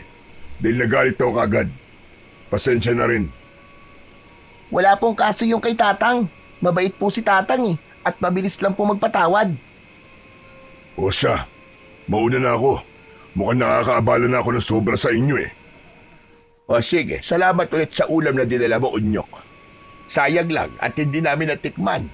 Mukhang masarap pa man din. Nang tuluyang makaalis si Unyok, saka pa lamang tuluyang pumasok sa loob ng bahay ang dalawa. Sayang naman, Tatang. Hindi ko man natikman ang paborito kong sinigang. Ang bango-bango pa naman kanina. Hayaan mo na, Apo. Ibibili na lang kita mamaya ng karne ng baboy sa baryo. At tayo na lang ang magluluto nito. Talaga po, Tatang? Damihan niyo po ang bili ng kangkong, ha? O sige, pero bago yon, may gagawin muna ako ngayong gabi. Po? Ano po yun, Tang? May nagpatawag sa akin sa kabilang baryo. Ang sabi nung ina, mukhang nahawaan daw ng pagiging aswang ang anak niya. Gusto kong kumpirmahin, kaya gusto kong magpatawas. Baka sakaling maalis ang sumpa. Aswang po, pero pwede po bang mahawaan ng tao? Pwede po pala yun? Maraming paraan, Istoy, para mahawaan ang isang tao ng pagiging aswang. Kaya ikaw dapat, hindi ka kagad nagtitiwala sa mga nakakasalamuha mo. Minsan, sa pagkain ng ipinain na karne ng aswang. Minsan naman, sa kagat o sa galos ng kanilang kuko. Kapag pumasok na ang dugo ng halimaw sa dugo ng tao, unti-unti itong binabago. Paano po ba malalaman kapag sinalinan ka ng pagiging aswang? Nagiging mailap sa tao. Sa mga ilang araw ay mawawalan ka ng ganang kumain. Ngunit makalipas din ang ilang araw, ay makakaramdam ka ng matinding gutom at pagkasabik sa laman at dugo ng tao. Dahil yon sa halimaw na naipasok na sa kanilang katawan. Sa oras na makatikim na sila ng sariwan dugo at karne, hindi na mawawala ang pagnanais nila rito. Nakakatakot naman po pala, Tang, kung ganun. Tang, sasamahan ko po kayo. Kaya ko naman ang sarili ko, Istoy. Maiwan ka na rito dahil may pasok ka pa bukas na maaga. Baka gabihin ako masyado eh. Tang, baka umatake po ang aswang Bakit wala ka bang tiwala sa akin? Dati ko na silang napuksa at kung sakaling aatakihin nila ako, alam ko na ang gagawin ko. Hindi nila ako basta-bastang malulupig. Sige po, Tatang. Basta po mag-iingat po kayo, ha? Ay, ito talagang apo ko. Masyadong nag-aalala para sa akin. Sige na, magsaing ka na. At kung pwede, bumili ka na muna ng sardinas sa tindahan para may ulam ka. Sige po. Huwag niyong kalimutan, Tang, ang karning pangako niyo sa akin, ha? Oo na, aalis na ako at baka gabihin pa ako sa daan. Pagkaalis ni Tatang Buntoy, agad ding nagtungo si Istoy sa tindahan upang bumili ng ulam para sa hapunan. Ayaw niya nang magpapagabi pa dahil sariwa pa sa isip niya ang nangyari sa kanila ni Dambo. Ngunit nang makarating na sa tindahan ang bata, hindi niya inaasahan na sasalubong sa kanya ang matalim na mga mata ni Unyok. Parang kanina lamang ay napakaamo nitong kausap. Mariin ang tingin nito sa kanya at sa dulo ng labi nito sumilay ang isang ngisi. Ngiting parang may dalang malalim na kahulugan. Sandaling napatigil si Istoy. Nakaramdam ng panlalamig ng katawan. Pinilit niyang umiwas ng tingin at nagkunwaring abala sa pagbili. Ngunit kahit hindi siya tumingin, dama niya ang mga matang patuloy na sumusunod sa bawat kilos niya. Teka, Istoy. Nagmamadali ka naman yata masyado. Natatakot ka ba sa daan? Opo, Mang Unyok. Baka ho kasi gabihin ako sa daan eh. Sige po, mauna na po ako. Sinabayan ni Unyok sa paglalakad ang batang si Istoy. Nakita ko lolo mo na umalis Saan ba ang punta nun? May kailangan lang daw pong asikasuhin sa kabilang bayan. May nagpapatawas po kasi sa kanya. Eh di kung ganun, wala ka palang kasama sa bahay niyo ngayon. Nako, Istoy, baka delikadong mag-isa ka lang. Wala po, pero sanay naman na po ako eh. Palagi na po ako naiiwan ni Tatang na mag-isa kaya wala naman po akong kinakatakot. Kung ganun gusto mo bang samahan muna kita? Kahit sandali lang. Hindi na po, Mang Unyok. At saka, marami naman pong kapitbahay. Madali lang po ako makakasigaw at makahingi ng tulong kung sakali pong may mangyari. Teka lang, Istoy. Wala ka pa rin bang tiwala sa akin? Magkapit-bahay na tayo. Kaya dapat lang na aalalahanin ko rin ang kalagayan mo. Lalo na't ikaw lang mag-isa. Tapos bata ka pa. Gusto ko lang siguraduhin na ligtas ka. Sige na nga po. Samahan niyo na lang po ako hanggang sa makarating po si Tatang. Ayos. O sige, mabuti nga magkasama tayo. Nabuburyong din kasi ako sa bahay. Wala man lang akong makausap. Sige po, Mang Unyok. Oh, nandito na po pala tayo eh. Tara po, Mang Unyok. Pasok po kayo. Maupo na po muna kayo riyan. Magsasaing lang po ako. Sige, balikan mo na lang ako rito kapag tapos ka na. Sandaling iniwan ni Istoy si Unyok sa kanilang maliit na salas. Nagtungo ang bata sa kusina habang si Unyok naman nakaupo, tahimik na nagmamasid.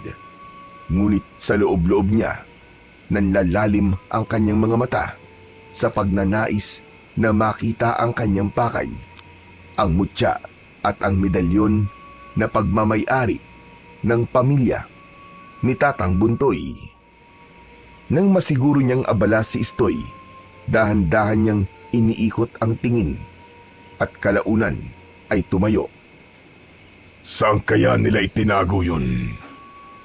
Ang bagay na yun, ang mutya at ang medalyon. Kapag napasa akin ang kapangyarihan nun, wala nang makakahadlang pa. Nilibot niya ang maliit na silid. Sinilip ang mga sulok, mga aparador, pati ang lumang baul. Ngunit sa pagdampi ng kanyang kamay sa isang tokador na malapit sa altar, biglang napaatras siya at mahinang napadaing.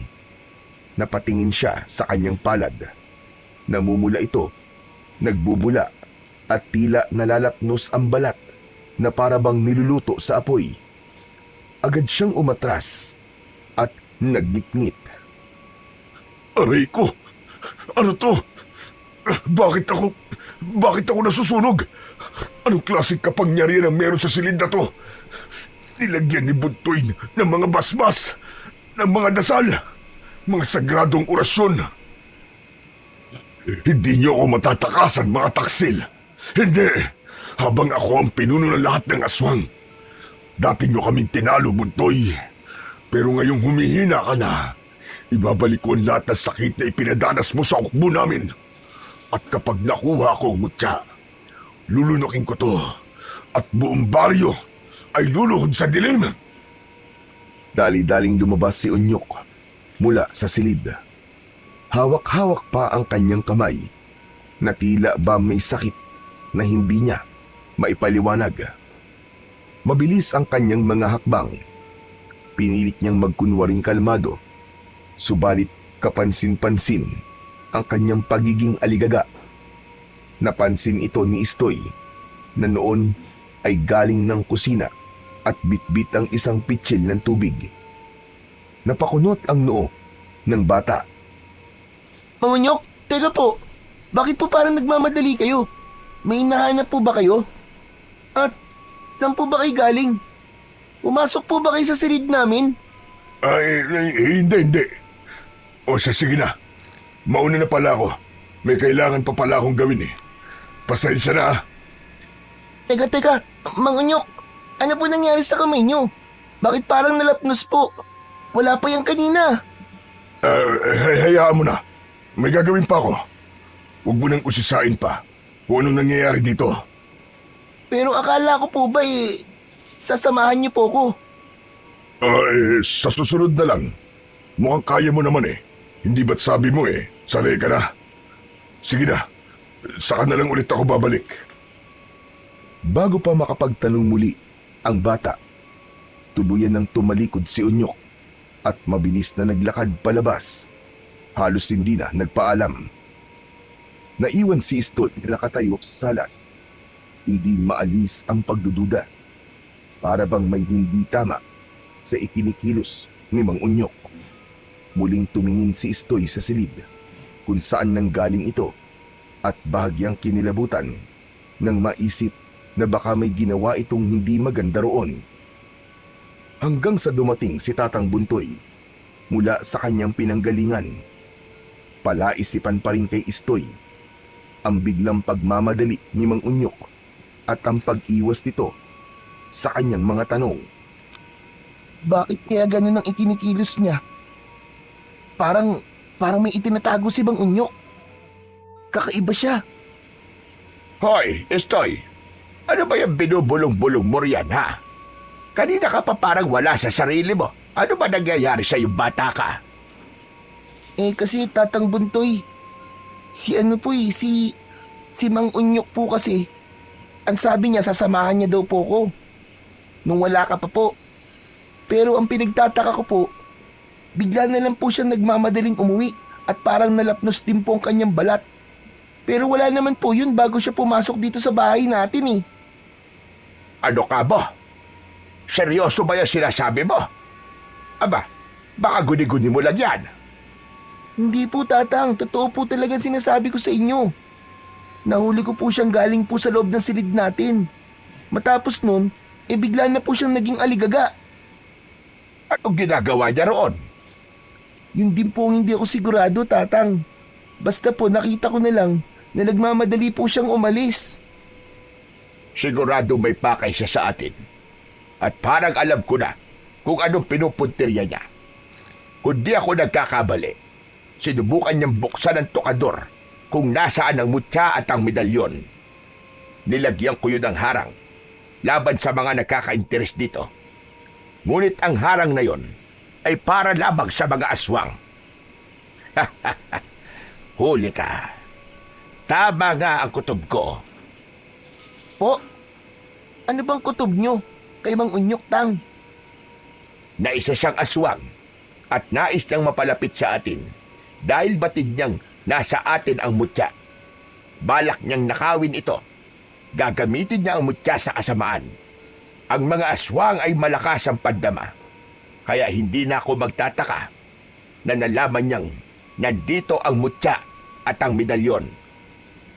Pero Tang, sigurado po ba kayo sa sinasabi nyo na isa pong aswang si Mang Unyok? Hindi ako maaaring magkamali. Gayong bumula ang nasa tadyang kong lana na isinukbit ko. Kaya po pala kakaiba ang amoy ni Mang Unyok. Para pong nabubulok na karne. Mag-iingat ka sa kanya. Ngayong alam na natin ang pakay niya, maaari sanang iwas-iwasan muna natin ang makisalamuha sa kanya. Opo. Simulan mo na rin suotin ang mutya at ang medalyon. Huwag na huwag mong iwawaglit sa katawan mo. Hindi natin alam kung kailan sila sasalakay. Mabuti nang maging handa. Opo, Tatang. Susuotin ko na po ang medalyon at maging ang mutya at hindi ko po aalisin sa katawan ko. Mabuti nga yan. Dahil hindi natin sigurado ang lahat Mamaya, naghihintay lang pala ng tiyempo si Unyok bago niya tayo sunggaban. Pambihirang mang-unyok yan. Kaya pala biglang bumait kasi balak niya tayong lapangin. Dahil nasa iyo ang mutya at ang medalyon, inaasahan ko, Istoy, na pag-iingatan mo ang mga yon, ha? Ingatan mo yon ang buong buhay mo. Makakaasa po kayo, Tatang Buntoy. O siya, luto na ang sinigang, kumain ka na roon. Matapos maghapunan, ay magpahinga ka na rin. Maaga pa ang pasok mo bukas, hindi ba? Tang, baka po gabihin ako bukas ng uwi eh. Mag-iensayo po kasi kami para sa darating na patimpalak sa sayaw sa eskwelahan. Patimpalak? Aba, ano ba klaseng patimpalak yan na kailangan pang gabihin kayo? Hindi ba pwedeng sa umaga kayo mag-ensayo? Nang sa ganun hindi kayo abuti ng gabi. Kasi po Tang, karamihan po sa mga kaklase ko ay may ginagawa po sa umaga. May iba nag-aalaga ng kapatid, may iba naman po tumutulong sa bukid. Kaya ang napagkasunduan po, sa gabi na lang po ang ensayo. Pambihira na yan. Alam niyo naman delikado na kapag lumalalim na ang gabi. Lalo na ngayon na may gumagala na namang mga nilalang. Alam mo, Istoy, hindi biro ang mga aswang. Ayoko malagay ka na naman sa panganib. Opo, Tatang Buntoy, naiintindihan ko po. Pero importante rin po sa akin kasi ito eh. Ay, nako. O siya, sige na. Basta't mag-iingat ka. Maging handa ka palagi. Opo, Tatang. Nang sumunod na araw, kumagat na ang dilim. Ngunit hindi pa rin nakakauwi si Istoy. Maaga pang nakauwi si Dambo. Dahilan daw ay dahil may sakit ang kanyang tatay at wala raw magbabantay sa kanilang bahay. Mag-isang nakaupo si Istoy sa kawayang upuan sa gilid ng entablado. Tahimik na nagmamasid sa paligid. Ramdam niya ang bigat ng katahimikan na parabang may daladalang panganib. Maya-maya lamang ay sinimulan na naman ang kanilang pagsasanay para sa sayaw na gaganapin kinabukasan sa patimpalak. Ngunit hindi mawari ni Istoy kung bakit nanlalamig ang kanyang mga palad at tila may kung ano sa kanyang dibdib na kaba. Ang naiisip niya sa mga sandaling yon ay ang mariing bilin ng kanyang tatang Buntoy. Hindi pa man siya duluyang nakapagtatanto, biglang sumulpot mula sa dilim ang isang figura. Si Dambo humahangos, pawis na pawis, at bakas na bakas ang takot at pagkabalisa sa kanyang muka. Istoy! Istoy! Mabuti't nandito ka pa. Huwag ka sana mamimigla, ha? Pero kasi... Sabihin mo na, Dambo, ano ba nangyayari? Bakit parang takot na takot ka? May nakita ko, Istoy. Hindi tao, Istoy. Hindi tao nakita ko, Istoy. Sinalakay tayo ng mga aswa ngayon. At ang lolo mo. Ano? Ano nangyari kay Tatang? Paano siya? Istoy, nakikipagpambuno siya ngayon sa mga aswang. Hindi niya kakayanin na silang mag-isa. Kailangan niya ng tulong natin. Kung ganyan, halika na. Bilisan mo, dali. Baka kung mapalo na si Tatang. Oo, tara. Kumaripas ng takbo ang magkaibigan na si Istoy at Dambo. Sumuot sila sa masukal na kagubatan. Tanging ang flashlight lamang na dala ni Dambo ang kanilang nagsisilbing ilaw, kaya minsan ay nadadapa siya. Teka, Dambo. Huminto muna tayo saglit. Bakit na naman ba yun, Istoy? Kailangan na natin bilisan eh. Bago pa mapatay ng mga aswang ang lolo mo. Hindi ka ba nagtataka? Paulit-ulit lang tayo dumaraan sa daang ito. Pinaglalaruan tayo, Dambo. May nakasunod sa ating aswang at pinupuntirya niya tayo ngayon. Alam ko na ang pakay nila, Dambo. Gusto nila tayo gawin panghimagas. Kung ganun, Istoy, anong gagawin natin? Kailangan natin baliktarin lahat ng damit natin. Uy, ayoko noon. Hindi ko babaliktarin lahat ng saplot ko, no? Ano ka ba naman, Dambo? Gusto mo ba na hindi na tayo makaalis dito? Gusto mo bang mahuli tayo ng mga aswang at gawing pagkain? Hindi naman sa ganun, Istoy. Kung ganun, magubad ka na riyan at baliktarin mo na ang mga damit mo. Sige na! Kasi wala akong brief eh. Ngayon pa ba natin iisipin yan, Dambo? Wala akong pakialam kung may suot ka man na brief o wala. Ang importante sa akin ay may ligtas natin si Tatang. Bilisan mo na! Ito na nga. Ano ba naman yan? Nakakahiya naman ito. Habang nagmamadali sina Istoy at Dambo na makabalik, si Tatang Buntoy naman ay kasalukuyang pinagtutulungan ng mga aswang.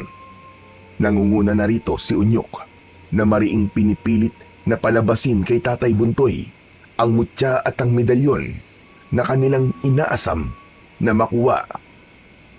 Kahit patayin mo pa ako, Unyok, wala kang makukuha sa akin. Wala sa akin ang mutya na hinahanap nyo. Ilabas mo na, Buntoy. Masyado kang matigas, ha? Ibigay mo na. Kung ayaw mo mawala ka sa mundo. Hindi ko hahayaang mapasakamay nyo ang mutya ng aming angkan. Alam mo naman na naging presyo ng dating pagtatangka ng pag-agaw sa amin ng angkan mo ng mutya. Ang dugo na may hinagkaya mo at dumanak. Hindi ako magpapadala sa kagustuhan mo. Mamatay ka! Leche, gusto mo bang hugutan din kita ng ulo? Gaya ng nanay mo? Mabilis na nagbagong anyo si Unyok. Mula sa tao ay nag-anyong halimaw ito at mabilis na sinunggaban si Tatang Buntoy. Binunot ni Tatang Buntoy ang punyal sa kanyang tagiliran at balak sanang itarak ito sa dibdib ni Unyok nang isa na namang aswang ang sumugod sa kanya. Sunod-sunod na halos hindi na siya nakailag sa mahahaba at matatanim na kuko ng mga ito.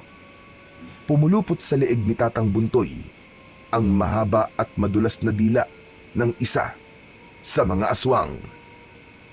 Bitiwan niyo ako! Mga tuso! Mga demonyo kayo! Hindi niyo ako matatalo!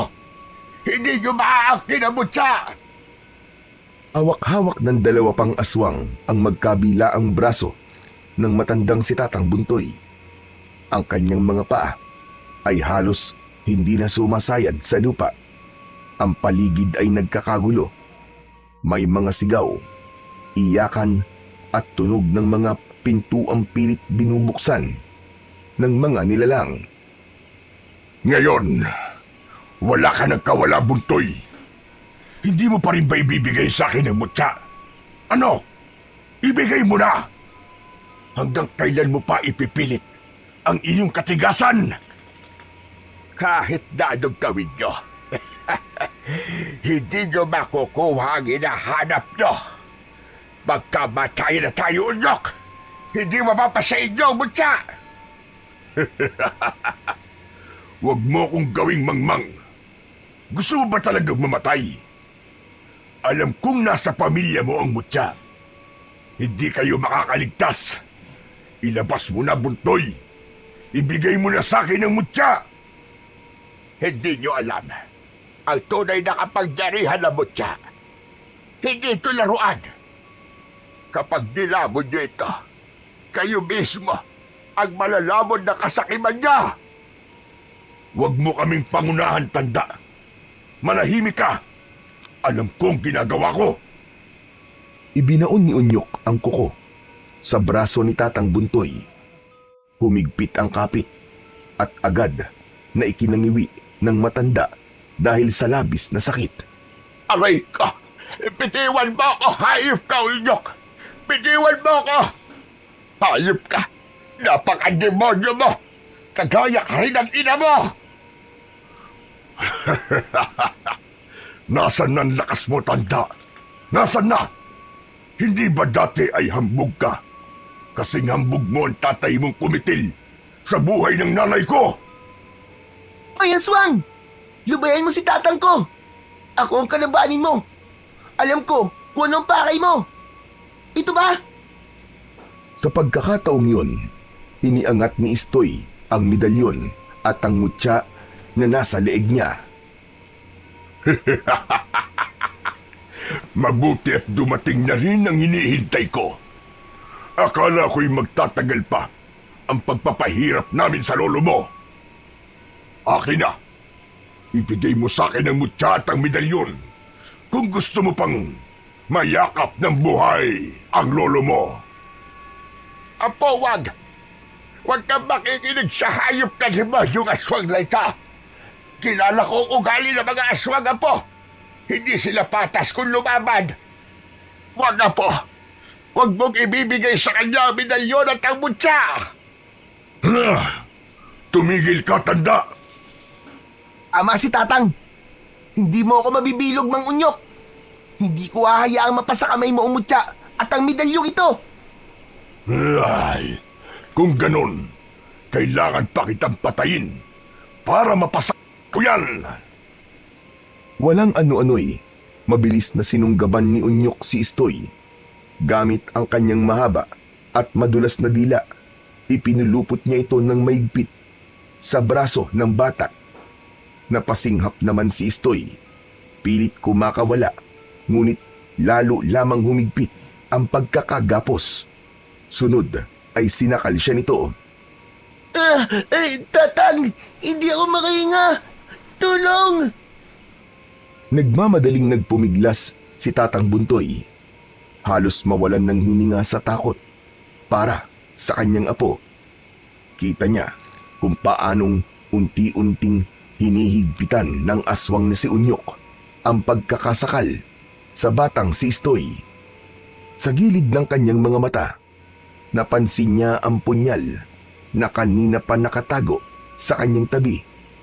Ang sandatang nilagyan niya ng dasal at langis na mula sa ugat ng punong kahoy. Dahan-dahan niyang iniunat ang kanyang kamay. Nanginginig at pilit na iniaabot ang punyal na ilang dangkal lamang ang layo. Tumalsik pa ito ng kaunti, dahilan para mas lalong mahirapan siyang kuhanin yon. Nang magtagumpay, buong lakas niya itong itinarak sa dila ng isa sa mga gumagapos sa kanya. Sinunod niya ang ilan pang aswang bago niya natulungan ang kanyang apo sa kamay ni Mang Unyok. Hindi mo ako matatalo, tanda. Ugod-ugod ka na. Kaya dapat ka na magpahinga habang buhay. Kung alam ko lang, nabalak din naman maghari-harian muli. Hindi sanay, nung bata ka pa, tinuluyan na lang kita. Hindi ko alam na mas lalaki ka pang halimaw kaysa sa mga magulang mo. Buwisit ka talaga. Ikaw rin na may kagagawan ng malaking peklat sa mukha ko. Ito ang tanda na minsan mong pinahirapan ang hukbo namin. Kaya't panahon na para pagbayaran mo ang lahat ng yun. Bagay lamang sa inyo yan. Istoy, Apo, gamitin mo ang lakas mo. Huwag kang papatayo. Huwag kang magpapakain sa takot mo. Labanan mo ang halimaw na yan. Naniniwala ko sa iyo, Apo. Kaya mo yan. Akala mo ba, Buntoy, ay matatalo na lang ako basta-basta ng paslit na ito? Nagpapatawa ka yata. Hindi ako papayag na magwagi na naman kayo gaya ng dati. Matagal kaming nalahimik at ngayon namin kayo pababagsakin. Tumuko na kayo! Bago pa kayo maging amo! Hindi kami natatakot sa inyo, mga pangit na nilalang! Hindi batid ni Istoy, ngunit pakiramdam niya ay parabang may kung anong malakas na puwersa ang dumadaloy na sa kanyang katawan. Parabang may bulta-bultahing kuryente ang kumakalat sa kanyang mga ugat hanggang sa kahuli-hulihang himaymay ng kanyang laman. Nang atakihin siya ng 4 na aswang, agad siyang nakaiwas. Mabilis ang kanyang galaw at gamit ang punyal na inabot ni Tatang Buntoy, inisa-isa niyang sinaksak ang mga yon sa dibdib, direkta sa puso. Siguraduhin mo, Apo, na matatamaan mo ang puso nila. Baka diinan mo na gusto. Opo, Tatang Buntoy! Tatang Buntoy, Ako po, ano po pwede ko may tulong? Sabihin niyo po sa akin. Ikaw, Dambo, kunin mo ang mga langis ko sa silid. Ipahid mo yan sa mga nasugatan. Bilisan mo! Akala mo ba, madali mo na lang kami mapapabagsak, Buntoy? Pati ikaw rin, Paslit. Akala mo ba, matatalo mo kami? Hindi. Hindi ako makakapayag. Wala pa kayo sa kaligtingan ko. Wala sa inyong makakaligtas. Pagkatapos sabihin nun, isang napakalakas na alulong ang pinakawalan ng aswang na si Unyok. Sunod ay ang pagdami pa ng mga aswang. Ang ibang aswang ay abala sa pagpuntirya sa mga tao sa baryo. Ang iba pa'y pilit na sinisira ang pintuan para lamang makapasok sa bahay. Tatang Buntoy, padami po sila ng padami. Hindi ko na po sila kakayanin. Kasama mo ako, Apo. Huwag ka mag-alala. Lalaban tayo hanggang kamatayan. Pero tatang, may sugat ka na po eh. Huwag mo akong alalahanin. Kaya ko ang sarili ko. Hindi ako papayag na magwagi ang mga demonyo na yan. Hoy, Mang Unyok! Lumaban ka ng patas! Huwag kang duwag! Muling iginapis ni Mang Unyok ang braso ni Istoy gamit ang mahaba at madulas na dila. Pilit na kumawala naman ang bata. Ngunit lalo lamang humihigpit ang pagkakabigkis na parabang mababali na ang kanyang buto. Naalala ni Tatang Buntoy ang gulok na lihim na nakatago sa kanyang binti. Mabilis niyang inabot ito at sa isang iglap ay buong lakas niyang isinaksak yun sa dila ni Mang Unyok. Isang malakas na hiyaw ang umalingaw-ngaw. Ipapahirap ko sa inyo ang sakit na hindi yung panararanasan, tanda. May salbo ka ng sagabal at ang ihimasok. Uunahin kitang puksain at isusunod ko ang apo mo na pasaway. Galit na galit at medyo nabubulol pa na nilapitan ni Unyok si Tatang Buntoy. Dahil nangihina na, hindi na siya nakailag pa. Nakangisi at galit na itinarak ni Unyok ang mahahabang kuko sa dibdib ni Tatang Buntoy. Dinukot niya ang puso nito. Kasunod nun, ang malakas na hiyaw ni Unyok. Pinagsamang galit, pagkamuhi at lungkot ang naramdaman ni Istoy sa mga oras na yon. Para bang huminto ang lahat at nagunaw ang kanyang mundo. Paulit-ulit na naglalaro sa kanyang isipan ang habilin ng lolo na wag siyang papatalo sa mga aswang. Napasalampak na lamang ang batang si Istoy. Naging madali para kay Mang Unyok na mabihag siya. Ang ibang aswang ay umamba na ang dila, handa na para sa pagbutas sa kanyang tiyan at gawing pagkain ang kanyang lamang loob. Hinawakan ni Mang Unyok ang mutya sa dibdib ng batang si Istoy, ngunit agad na umurong ang kamay niya nang tila ba napaso ito nang dumampi roon. Napaatras siya, suminghal, at ang balat ng kanyang palad ay biglang nalampnos. Ano to? Anong uri na kapangyarihan na nakakulong dito? Anong nilagay niyo sa mutya? Ang kapangyarihan ng mutya ay hindi para sa mga nilalang nakagaya niyong mga demonyo. Ito ang proteksyon ng mga inosente. Hindi para sa mga uhaw sa dugo. Tama na! Mga kasama, huwag niyong hayaang huminga pa ang batang ito. Kung hindi niya ibibigay, dudurugin natin ang buong baryo hanggang sila na mismo ang magsuko ng medalyon at ang mutya na hawak nila. Nag-umpisa ng umalulong ang mga aswang. Ang ilan ay tumalon sa bubungan. Ang iba naman ay lumipad patungo sa mga kabahayan. Maririnig ang mas malakas pang sigawan at iyak mula sa mga tao. Wag! Mga walang kaluluwa kayo! Huwag niyo nang idamay ang mga inosente! Wag! Kung ayaw mo silang madamay at magaya sa lolo mo, Isang salita lang. Ibigay mo na sa akin ang mutya. Isang piraso ng bato, kapalit ng buhay ng lahat ng mga tao dito. Pipiliin mo ba silang mamatay dahil sa iyong katigasan? Mas pipiliin kong mamatay na walang pagsisisi kaysa mabuhay na dala ang kasalanan ng buong nayon. Sumabog ang galit sa muka ni Unyok. Umalingaw-ngaw ang kanyang boses na parang kidlat.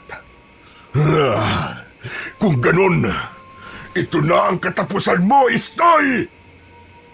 Napapikit na lamang si Istoy. Hinihintay na tumarak ang matatalim na kuko ng aswang sa kanyang dibdib. Ngunit bago pa man maitarak ni Unyok ang mahabang kuko sa dibdib ni Istoy, biglang nagliwanag ang mutya na nakasabit sa kanyang leeg. Ang sinag nito'y nakakasilaw. May puting liwanag ang lumalabas sa mutya na parabang sikat ng araw. Kasabay ng liwanag ay isang malakas na alulong ang sumambulat mula sa mga aswang. Isa-isa silang napasigaw. Ang mga tinig nila ay tila puno ng sakit na parabang nasusunog sa apoy ng impyerno. Ang kanilang mga balat ay nalapnos, nagdikit-dikit at unti-unting naging abo hanggang sa tuluyang namayani ang mahabang katahimikan. Nakatulala si Istoy. Humahabol ang paghinga. Inilibot niya ang kanyang paningin sa buong paligid. Wala na ni isang bakas ng mga aswang. Ngunit kasabay ng pagkawala nila ay ang nakapanlulumong tanawin ng mga labi ng mga inosenteng tao na hindi nakaligtas sa kasamaan ng mga aswang. Maigpit na napakapit si Istoy sa kanyang mutya. Ang liwanag nito ngayon dahan-dahang humihina hanggang sa magbalik sa karaniwang anyo nito. Pag-ikot ng kanyang paningin, napaluha siya nang makita ang nakahandusay na katawan ng lolo niyang si Tatang Buntoy. Nakasubsob ang matanda, payapang nakapikit na parabang natutulog lamang. Ngunit ang sugat sa kanyang dibdib ay patunay ng huling laban na kanyang isinugal. Agad lumapit ang batang si Istoy. Nanginginig at marahang hinaplos ang payapang muka ng kanyang Tatang Buntoy. Tatang! Tatang naman eh! Tatang, gising po kayo! Tatang! Hindi niyo ako pwedeng iwan! Tatang! Tatang! Tanging hagulgol na lamang ni Istoy ang maririnig sa buong paligid habang yakap-yakap niya ang katawan ng nag-alay ng lahat upang siya'y mailigtas. Tang! Gumising ka! Ipapakita ko pa sayo namin bukas eh! Tatang naman eh! Masamang biro to, Tatang! Tatang! Tama na, Istoy. Tama na. Wala na si Tatang Buntoy. Hindi! Hindi siya patay! Buhay si Tatang! Buhay siya! Dadalo pa siya bukas eh! Papanoorin niya pa akong sumayaw! Tumayo ka na riyan, Istoy. Ayaw ni Tatang Buntoy na makitang nagkakaganyan ka. Ayusin mo ang sarili mo. Tumahang ka na. Tatang! Tatang, gumising ka na! Parang awa mo na, Tatang! Walang nagawa si Istoy kung hindi ay yakapin na lamang ng maigpit ang kaibigan. Dinaluhan niya ito sa pagdadalamhati sa yumaong lolo. Paalam po, Tatang Buntoy. Tapos na po ang laban. At nanalo po tayo, Tatang.